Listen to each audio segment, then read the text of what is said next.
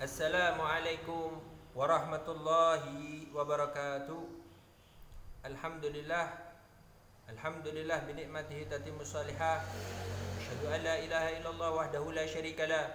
Wa asyhadu anna sayyidina Muhammadan abduhu wa rasuluh. Allahumma salli ala sayyidina Muhammadin nuri kasari wa madadika jari wajma'na bihi kulli atwari wa ala alihi wa sahbihi an-nur. Amma ba'd. Ma'asyiral muslimin rahimakumullah, hadirin wal hadirat dimanapun anda berada. Alhamdulillah, pada hari ini Allah subhanahu wa ta'ala mengumpulkan kita di majelis yang mulia, di kajian online Al-Wafa bi Abdillah Jawa Tengah dan DIY. Mudah-mudahan pertemuan kali ini membawa keberkahan kepada kita semuanya. Amin Allahumma amin, amin ya rabbal alamin. Kalau kemarin guru kita Al-Habib Reza Al-Hamid telah menjelaskan kepada kita tentang makna tasyahud, apa-apa yang mengenai tasyahud, mudah-mudahan membawa keberkahan kepada kita semuanya. Dan perlu diketahui hadirin yang dimuliakan oleh Allah Subhanahu wa taala, kita sekarang berada di bulan Ramadan, di pertengahan bulan Ramadan, yang mana dalam pertengahan ini Rasulullah SAW mengabarkan kepada kita, wa awsatuhum maghfirah. Pertengahan ini adalah maghfirah, pengampunan dari Allah Subhanahu wa taala. Kapan lagi kita akan diampuni kalau tidak di bulan Ramadan?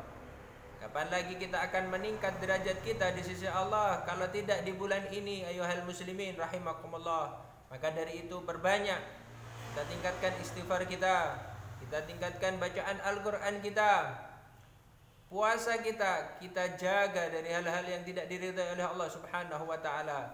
Sesungguhnya puasa kita, baca Al-Quran kita, segala sesuatu kebaikan yang kita lakukan di bulan puasa ini adalah untuk tasaffi wajh, membersihkan hati kita, memurnikan, memperbagus hati kita, sehingga kita bila dipandang oleh Allah Subhanahu wa taala, hati kita bersih, hati kita bagus, dan tentunya kita tidak malu jika dipandang oleh Allah Subhanahu wa taala. Sampailah kita di dalam kitab Risalatul Jami'ah, di dalam pembahasan wayam bagi ayati bisunani jamiha wahya katsira jiddan, pembahasan tentang sunnah-sunnah yang ada di dalam salat. Hendaknya ketika kita akan salat, maka hendaknya kita memperbanyak dari sunnah-sunnah, mempersiapkan diri dari kesunahan yang ada di dalam salat tersebut. Di antaranya adalah al-adhan, yang mana disunahkan baik itu salat jamaah ataupun salat sendirian, kita disunahkan untuk adzan. Kemudian wal iqamah, kemudian as-siwak, memakai siwak. Dikatakan Rasulullah sallallahu alaihi wasallam,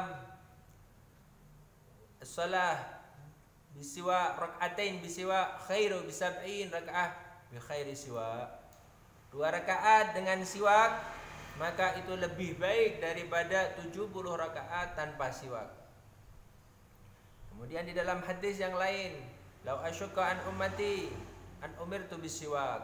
Kalau aku tidak memberatkan kepada umatku, maka aku akan memerintahkan atau aku akan mewajibkan untuk umatku untuk memakai siwak. Maka dari itu, yang belum punya siwak, beli banyak di toko-toko. Maka dari itu kita gunakan kesempatan bulan Ramadan ini untuk memperbanyak amal ibadah kita. Kemudian sunnah-sunnah yang ada di dalam salat, wa wada'ul yadul yamin ala yasar, meletakkan tangan ketika kita berdiri, maka letakkan tangan kanan kita berada di depan. Wa doa iftitah, membaca doa iftitah ketika kita setelah takbiratul ihram, maka hendaknya kita membaca doa iftitah. Kemudian wa ta'awud, Ketika kita mau membaca Al-Fatihah hendaknya menggunakan ta'awudz a'udzubillahi minasyaitonirrajim wa qira'atus surah. Dan membaca surat setelah membaca Al-Fatihah, kita disunahkan untuk membaca surah di rakaat pertama dan rakaat kedua. Wa ghairiha, dan yang lain sebagainya. Ketika kita ruku, apa sunnahnya? Ketika kita i'tidal, apa sunnahnya? Ketika kita sujud, apa sunnahnya? Ini kita lakukan dengan sebaik-baik sunnah-sunnah yang ada di dalam salat kita. Diceritakan bahwa Al-Imam Al-Habib Abdullah bin Husain bin Tahir, yang mana bersama saudara beliau berjalan dari Masilah ke kota Tarim, kemudian beliau bercakap-cakap kepada saudaranya, wahai saudaraku, ayo kita sebutkan kesunahan-kesunahan secara mendetail yang ada di dalam sholat. Betul, keduanya tidaklah sampai di kota Tarim kecuali beliau berdua telah mengumpulkan ada 500 kesunahan yang ada di dalam sholat. Ini luar biasa.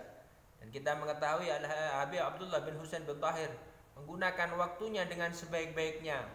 Berapa banyak kitab yang telah diselesaikan? Di mana? Di tangga. Ya. Beliau ada rumah, ada tangganya, yang mana beliau telah membaca di tangga itu bersama saudaranya beberapa kutub. Sampai-sampai ketika makan beliau, ketika ada di kamar mandi bersama saudaranya selalu bergantian. Ya, selalu bergantian ketika kita yang satu makan, yang satunya membacakan kitab. Berapa banyak kitab yang telah diselesaikan karena menggunakan waktu-waktu yang sangat-sangat berharga ini. Sampai-sampai salah satu cerita, Habib Abdullah bin Husain bin Tahir ini dikasih jam oleh muridnya, jam tangan. Ya. Kemudian muridnya mengatakan, ya Habib, ini pakailah jam tangan untuk mungkin lebih baik untuk mengatur jadwal. Benar, ya terima kasih. Tapi pakainya ini harus karena jam tangan dulu tidak pakai baterai. Cara pakainya dikocok-kocok, kalau mati dikocok-kocok begini. Dari situ jalan lagi dipakai. 1 minggu berjalan, jam itu telah tidak dipakai oleh Habib Abdullah bin Husain bin Tahir. Kemudian ditanya, wahai Habib, kenapa tidak dipakai? Apakah ada sesuatu yang kurang? Kemudian Habib Abdullah bin Husain bin Tahir mengatakan, jam itu mati dan saya tidak pakainya. Ya kan sudah dikasih tahu. Sudah dikasih tahu ya Habib, bahwa jam itu kalau mati dikocok-kocok, dibuka dikocok-kocok, 1 menit 2 menit selesai. Kemudian dijawab oleh Habib Abdullah bin Husain bin Tahir, maaf sekali untuk menghabiskan waktu 1 menit 2 menit untuk mengocok jam, saya tidak bisa. Karena apa? Karena jadwal saya sudah penuh, zikir kepada Allah subhanahu penuh, baca Al-Quran dan lain sebagainya, sudah dihabiskan waktunya oleh Al-Habib Abdullah bin Husain bin Tahir tersebut. Ini luar biasanya orang-orang zaman dahulu menggunakan waktu dengan sebaik-baiknya, menggunakan waktu dengan seindah-indahnya untuk beramal kepada Allah Subhanahu wa ta'ala. Disebutkan 500 sunnah yang ada di dalam salat. Wa yang bagi i'tina'u bil ikhlas. Kemudian hendaknya kita ikhlas di dalam salat kita, di dalam amal ibadah kita. Wa huwa amalillahi ta'ala wahdah. Apa itu ikhlas? Yaitu perbuatan yang hanya karena Allah semata-mata. Perbuatan yang karena Allah Subhanahu wa ta'ala. Wa ma umiru illa liya'budullaha mukhlishina lahuddin. Dan tidak aku perintahkan kepadamu, wa ma umiru illa liya'budullaha mukhlishina lahuddin, untuk beribadah kepada Allah mukhlishina lahuddin, dengan sesungguh-sungguhnya lillahi ta'ala. Jadi salat kita, amal ibadah kita sandarkan kepada Allah Subhanahu wa ta'ala. Wa yanbaghi lil khudur, hendaknya kita hadir. Apa itu hadir? Khudur huwa ayya'lama bima yaqulu wa yaf'al, yaitu mengetahui apa yang kita kerjakan dan apa yang kita katakan. Mengetahui apa yang kita katakan dan apa yang kita kerjakan ketika kita rukuk. Subhana rabbiyal azim wa bihamdi. Maha suci Allah yang maha agung. Kita rukuk kepada Allah Subhanahu wa taala. Kemudian ketika kita sujud, subhana rabbiyal a'la wa bihamdi. Kita sungguh-sungguh merasa rendah diri kepada Allah Subhanahu wa taala. Maha suci Allah, wahai zat yang maha tinggi. Ketika kita membaca Al-Fatihah, kita berdiri di depan siapa? Di depan Allah Subhanahu wa taala dengan menghayati bismillahirrahmanirrahim, dengan mengucapkan nama Allah yang maha pengasih dan maha penyayang. Alhamdulillahirabbil alamin. Segala puji syukur bagi Allah Subhanahu wa taala yang menguasai jagat raya ini. Ar-Rahmanir Rahim, yang maha kasih, yang maha penyayang. Malik Yaumiddin, yang menguasai hari pembalasan. Nah, ini kita hayati apa yang kita bicarakan di dalam sholat, apa yang kita ucapkan di dalam sholat, kita hayati maknanya. Itu makna khudur. Wal khusyuk, hendaknya di dalam sholat kita adalah khusyuk. Wa sukunul a'dha wa khudurul qalb, yaitu diamnya anggota badan, wa khudurul qalb, dan hadirnya hati, wa tabaddur qira'atu wa tafahuma, menghayati Al-Quran, menghayati yang kita baca, wa tafahumuma, dan menghayati maknanya. Ini khudurul qalb. Innama yatakabbalallahu min salati biqadril khudur.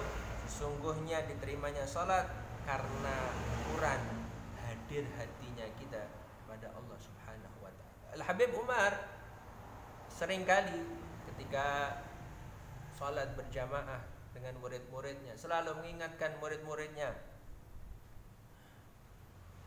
dengan apa? Dengan hadirnya hati. Sebelumnya mengingatkan tentang sufufakum fa inna taswamintum min shalah.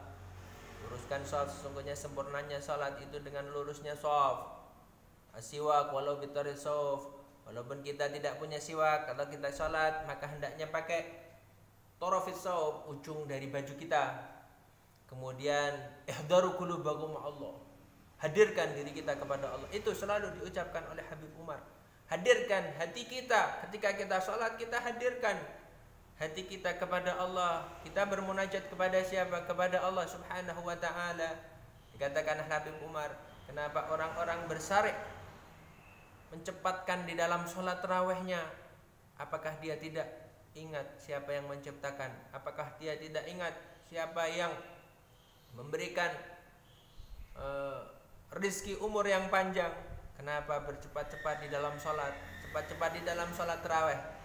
Sampai dikatakan apabila salat tarawihnya lebih dari 5 menit, 10 menit sudah hati ini gerundel, hati ini merasa tidak tenang. Ada apa ini? Ada apa ini? Ini perlu diperhatikan. Kalau kita salat, hadirkan diri kita kepada Allah, munajat kita kepada Allah waktu salat. Hadirkan apa yang kita inginkan di dalam salat kita. Mudah-mudahan Allah Subhanahu wa taala mengabulkannya. Allahumma amin amin ya rabbal alamin. Wa yahrumu riya, dan kita diharamkan untuk riya. Apa itu riya? Syirkul asghar. Wa yahrumu riya, riya ini adalah syirkul asghar, menyekutukan Allah yang kecil. Amal li ajlin nas, amal kita untuk manusia. Riya ini fis shalah wa ghairiha wa huwa amal li ajlin nas, di dalam salat kita ataupun di selain salat. Apa itu riya? Wal amal li ajlin nas, itu amal karena manusia. Maka dari itu ayol hadirin rahimakumullah, dimanapun anda berada, apa yang kita telah baca, mari kita resapi, kita tingkatkan salat kita. Kita hadirkan ketika kita salat bahwa kita berada antara Allah Subhanahu wa taala. Maka dari itu kita gunakan bulan Ramadan ini dengan sebaik-baiknya. Mudah-mudahan bulan Ramadan 1441 Hijriah ini membawa keberkahan kepada kita. Tidak keluar dari bulan Ramadan salat kita sudah khusyuk, salat kita sudah khudur, salat kita sudah lebih baik lagi daripada hari-hari kemarin. Amin amin Allahumma amin amin ya rabbal alamin. Wa billahi taufiq wal hidayah wa ridha wal inayah. Wassalamualaikum warahmatullahi wabarakatuh.